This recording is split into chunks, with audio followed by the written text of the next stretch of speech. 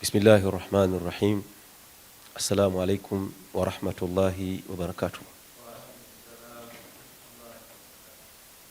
Alhamdulillahi rabbil alamin. Wassalatu wassalamu ala rasulillah habibina maulana Muhammadin sallallahu alayhi wa ala alihi wa ashabihi ajma'ina, amma ba'du. Baada kumshukuru Mwenyezi Mungu Subhanahu wa Ta'ala na kumtakia rahma Nabii Muhammadin sallallahu alayhi wasallam. Naam, ndugu zangu, tukiwa katika muendelezo wa darsa mbalimbali ambazo tunaendelea nazo katika mwezi huu mtukufu wa Ramadhani, na leo tukiwa katika msikiti huu mpya, msikiti wa Jannataini. Lakini kama haitoshi, tupo katika mwezi mtukufu wa Ramadhani, mwezi ambao kama ambavyo tumefundishwa, awwaluhu rahma wa awsatuhu maghfira wa akhiruhu itqu minan nar. Mwanzo au 10 la mwanzo katika mwezi huu, Mwenyezi Mungu Subhanahu wa Ta'ala anawatazama waja wake kwa jicho la huruma. Lakini 10 la pili ambalo tupo hivi sasa ni wakati ambao Mwenyezi Mungu Subhanahu wa Ta'ala sasa anapokea tauba za wale wanaotubia. Ni wakati ambao waumini sasa wamepewa fursa ya kuomba msamaha kwa makosa ambayo wameyatenda katika nyakati zote zilizopita nyuma. Tumepewa fursa ya siku 10 kwa ajili ya kuomba msamaha, na Mwenyezi Mungu Subhanahu wa Ta'ala anasema, wa qul istaghfiru rabbakum innahu kana ghaffara yursili samaa alaykum midrara wa yumdidukum bi amwali wa banin wa yaj'al lakum jannati wa yaj'al lakum anhara. Mwenyezi Mungu Subhanahu wa Ta'ala anajitambulisha kwa jina la Ghaffar, akiwa na maanisha yeye ni mwingi wa kusamehe. Allah ni mwingi wa kusamehe, na tupo ndani ya siku 10 za kuomba msamaha. Kwa hiyo tunahimizana katika siku 10 hizi tujitahidi kuomba msamaha, kwa sababu ndio muda wenyewe, na Mwenyezi Mungu ameifungua milango yake kwa ajili ya kutupokea sisi ambao ni wadhaifu, sisi ambao ni wakosaji. Kwa Mwenyezi Mungu ni mwingi wa kusamehe. Ikiwa anamaanisha hakuna dhambi kubwa kuliko rehma yake Mwenyezi Mungu Subhanahu wa Ta'ala. Ikiwa utainua mikono yako na ukasema astaghfirullah, astaghfirullah, astaghfirullah kwa ikhlas, basi unagonga mlango wa rehma, na bila shaka mlango huu uko wazi na ni mlango ambao haujawahi kufungwa. Unasubiriwa wewe useme astaghfirullah, astaghfirullah, astaghfirullah kwa ikhlas. Na istighfar, akidumu mtu kufanya istighfar kwa ikhlas, ni sababu ya kusamehewa madhambi, na ukisamehewa madhambi unapata thamani. Ukisamehewa madhambi unanyanyuliwa. Maana yake ukisamehewa madhambi unakuwa rafiki wa Mungu, na unapokuwa wewe ni rafiki wa Mungu, haiwezi ikatokea ukamuomba Mungu kitu chochote akakunyima, kwa sababu tayari wewe hauna dhambi, tayari wewe ni rafiki wa Mungu. Lakini istighfar ni sababu ya mvua zenye baraka. Ikiwa watu watadumu kumuomba msamaha Mwenyezi Mungu, yursili samaa alaikum midrara, ni sababu ya kupewa mvua yenye baraka. Lakini istighfar ni sababu ya kuongezewa mali. Kwa hiyo tunaona kwamba mvua tunaihitaji, na tunahitaji mvua yenye baraka. Sababu ya mvua yenye baraka ni sisi kudumu na istighfar. Lakini vile vile tuna shida na mali. Sababu ya kuzidishiwa mali ni sisi kuzidisha kudumu na istighfar. Lakini mvua yenye baraka ndiyo mvua ambayo itakuwa ni sababu ya kupata mazao mengi, itakuwa ni sababu ya kupata mazao mazuri, na vile vile itakuwa ni sababu ya kupata utajiri. Lakini kwa istighfari Mwenyezi Mungu atatujalia watoto. Mwenyezi Mungu atatujalia watoto. Tutapata watoto ambao ni furaha kwetu sisi. Kila mzazi anapata furaha na watoto wake. Kwa yule ambaye anahisi amebeba mzigo mkubwa wa madhambi, basi ni muda sasa wa yeye kudumu na astaghfirullah, astaghfirullah, astaghfirullah.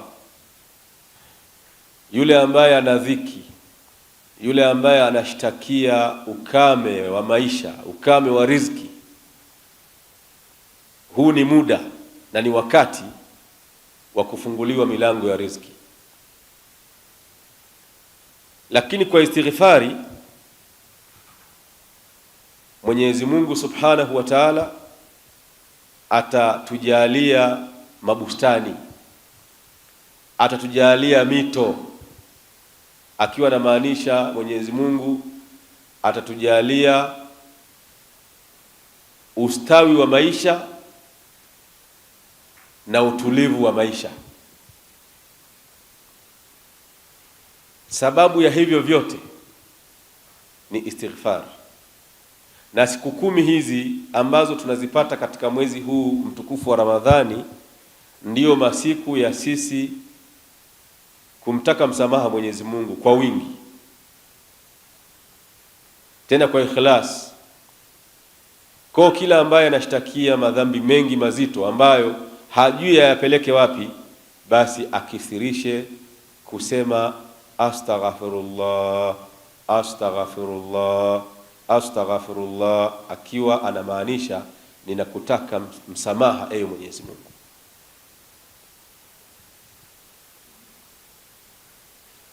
yule ambaye ana dhiki, yule ambaye ana shida, kila aina ya tatizo, basi kwa siku hizi 10 na hata baada ya hizi siku 10 tudumuni na kumwomba msamaha Mwenyezi Mungu, kwa sababu kwa kumwomba msamaha Mwenyezi Mungu ndiyo sababu ya kutengenezekewa katika mambo yetu.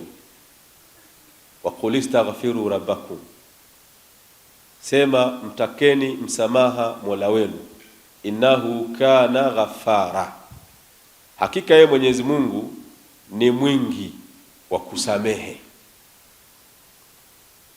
Yursili samaa alaikum midrara, mkiwa mna tabia ya kumtaka msamaha Mwenyezi Mungu, basi atakuteremsheni mvua yenye baraka, mvua ambayo itaotesha mazao yenu vizuri, mvua ambayo itakuwa ni sababu ya nyinyi kufanikiwa katika kilimo, katika mambo mbalimbali. Lakini wayamdidukum bi amwalin, kwa kuomba msamaha kwa Mwenyezi Mungu, Mwenyezi Mungu atatuzidishia mali, wa banin, na Mwenyezi Mungu atatujalia watoto, wayaj'al lakum jannatin wayaj'al lakum anhara. Lakini kama haitoshi, Mwenyezi Mungu atatupa mabustani na atatupa mito ambayo ni maisha mazuri, maisha yenye furaha, maisha ambayo hayana misukosuko, maisha ambayo hayana mitihani. Sababu ya hayo yote al-istighfar. Tukithirishe katika usiku wetu, tupate walau masaa 3 tukiwa tunamwomba Mwenyezi Mungu atusamehe makosa. Kuna wakati tulisengenya, kuna wakati tulidhulumu, kuna wakati tulifanya mambo ambayo hayampendezi Mwenyezi Mungu. Sasa Mwenyezi Mungu anatuambia mlango uko wazi, na Mwenyezi Mungu amejitambulisha kwamba yeye ni Ghafar, ni mwingi wa kusamehe. Aina ya dhambi yoyote Mwenyezi Mungu yuko tayari kukusamehe. Lakini kama haitoshi, masiku haya tulionayo ni masiku ya kusameheana sisi kwa sisi, ni masiku ya kusameheana sisi kwa sisi. Kama unahisi kuna mtu ulimkosea, kamuombe msamaha. Kama unahisi ulikosewa, basi kuwa tayari kusamehe.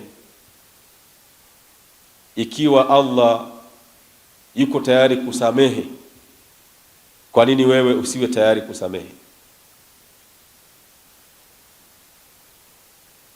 Kwa nini wewe usiwe tayari kusamehe? Na unaposamehe Allah anakunyanyua. Kwa hadithi ya Mtume sallallahu alaihi wasallam, ma naqasat sadaqatu min mali, sadaka haipunguzi mali. Wale ambao wanadhania kwamba wakitoa sadaka mali yao inapungua, tayari Mtume amekwisha tufundisha kwamba ma naqasat sadaqatu min mali, kwamba sadaka haipunguzi mali. Sadaka haipunguzi mali, lakini kwa mtazamo wa kibinadamu mtu anahisi akitoa anapungukiwa, lakini kwa hesabu za kimungu mtu akitoa anazidishiwa, anapata baraka kwenye maisha yake, anapata baraka kwenye mali yake. Na mali nzuri ni ile, au mali nzuri sio ile ambayo imejaa mikononi. Hiyo mali sio nzuri. Mali nzuri sio ile iliyojaa mikononi. Mali nzuri ni ile iliyojaa baraka. Mali nzuri ni ile ambayo imejaa baraka. Kwa hiyo Mtume anatufundisha kwamba sadaka haipunguzi mali, badala yake sadaka inaongeza mali. Na mali kwa mfano ulikuwa na milioni 10 ukatoa milioni 1, ile milioni 9 iliyobaki inalindwa na ile milioni 1 uliyoitoa. Lakini Mtume akaendelea kusema, wama zada Allahu abda bi'afwin illa izza, Mwenyezi Mungu hakumzidishia mja kwa kusamehe isipokuwa anachomzidishia anamuinua, anampa utukufu. Kuna baadhi ya watu wanadhani kuomba msamaha ni udhalili. Kumbe ukiomba msamaha unainuliwa na Mwenyezi Mungu. Kuna baadhi ya watu pia wanadhani wakisamehe ni udhaifu. Ukisamehe sio udhaifu, ukisamehe unainuliwa na Mwenyezi Mungu Subhanahu wa Ta'ala. Kwa hadithi ya Mtume, na hasa katika masiku haya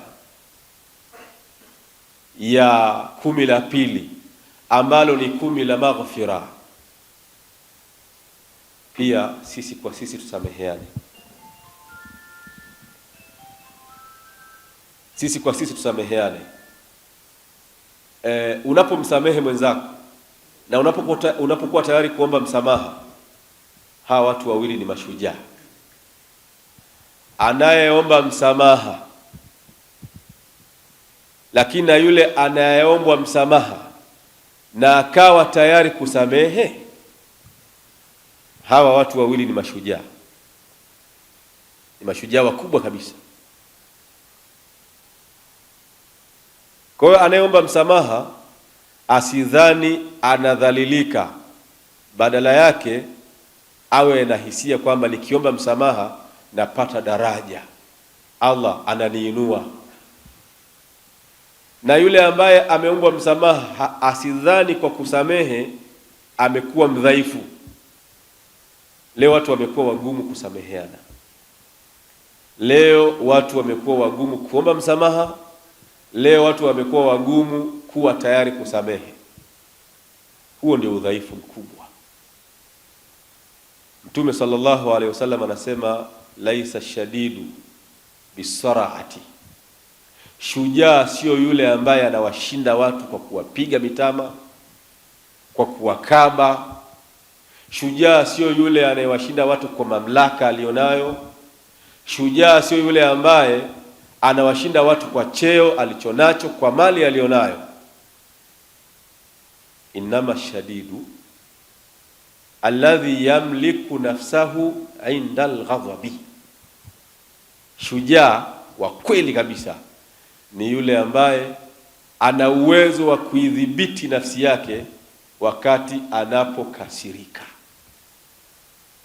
Anapokabiliwa na hasira, anakuwa ana uwezo wa kuizuia au kuyazuia maamuzi ya nafsi. Maanake mtu akikasirishwa, nafsi huwa inatoa maamuzi, aidha kupiga, kuua, kuzira.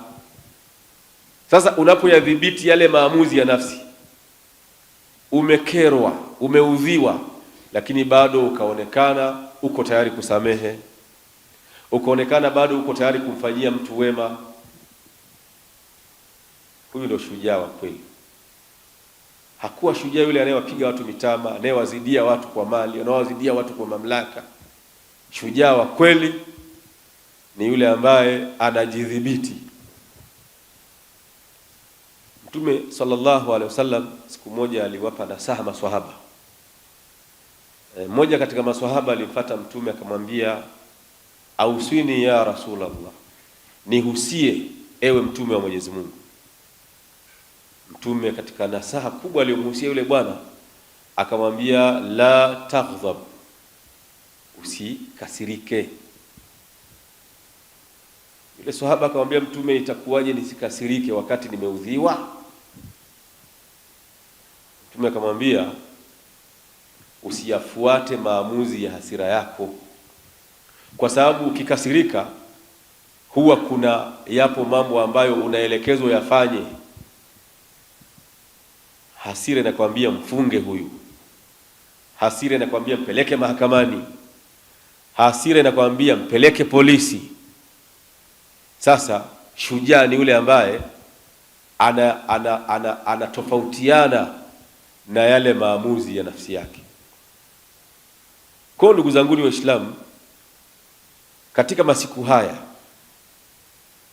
ya 10 hili la pili ambalo ni 10 la maghfira, pia tujitahidi kuamua kusameheana sisi kwa sisi. Kama unahisi ulimkosea mwenzako, yawezekana ulivunja heshima ya mwenzako, kama ambavyo leo imekuwa ni rahisi kabisa watu kuvunjiana heshima.